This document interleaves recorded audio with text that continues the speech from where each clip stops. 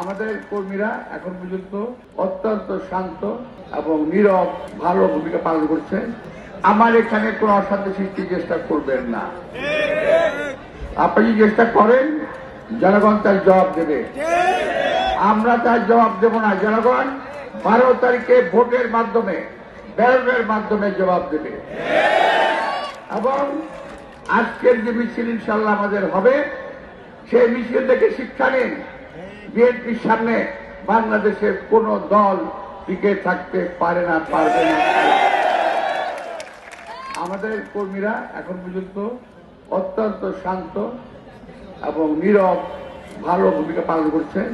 আমি আমার কর্মী ভাইদেরকে অসংখ্য ধন্যবাদ জানাবো, আপনার ধৈর্য ধারণ করবেন। বিএনপির কর্মীরা উশৃঙ্খল নয়, বিএনপির কর্মীরা সুশৃঙ্খল।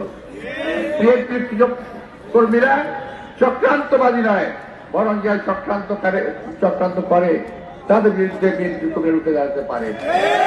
কিন্তু এটা প্রমাণ করার সময় এখন না। আমরা নির্বাচনের পরে দেশকে শান্ত রাখার চেষ্টা করবো। আপনাকে বলছেন নির্বাচনের পরে বিএনপিকে দেখে নেবে, বিএনপি করতে পারে। আমরা ভাই নির্বাচনের আগে এবং পরে দেশকে শান্ত রাখতে চাই, দেশের মানুষকে শান্তি দিতে চাই, দেশের মানুষকে মুখে হাসি ফোটাতে চাই। কোনো ঝগড়া নয়, কোনো ফেসাদ নয়।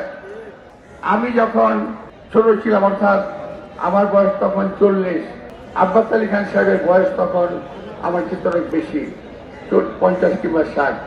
আজ পর্যন্ত জামাতের কিংবা অন্য কোন দলের কেউ বলতে পারবে না আমি তাদের বিরুদ্ধে কোনো খারাপ কথা বলি। ওই সময় আওয়ামী লীগের নেতা এখনো বেঁচে আছেন মুজাফফর হোসেন পল্টু সাহেব, উনি নির্বাচন করেছেন। আমরা কথা বলেছি, মিছিলে দেখা হয়েছে, মুখোমুখি দেখা হয়েছে।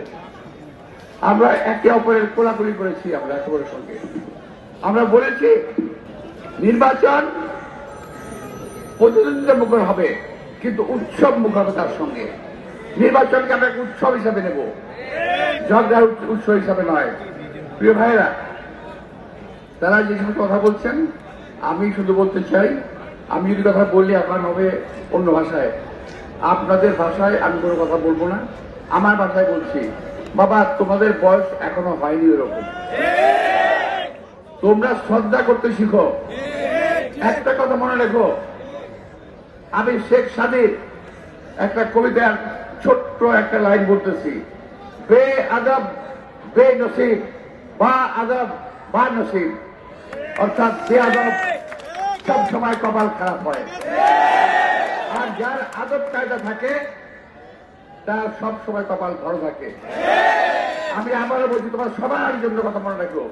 বড় কবিতার শেখ সাদির আদব কায়দা সম্পর্কে একটা কবিতা আছে, সেই কবিতার একটি লাইন, বে আদব বে নসিব বা আদব বা নসিব, কথাটা মনে রাখবেন। আমি আমার সন্তান তুল্য যারা আজকে আমার সম্পর্কে কথা বলেন, তাদের উদ্দেশ্যেই আমার এই উপদেশমূলক কবিতাটাই পড়লাম।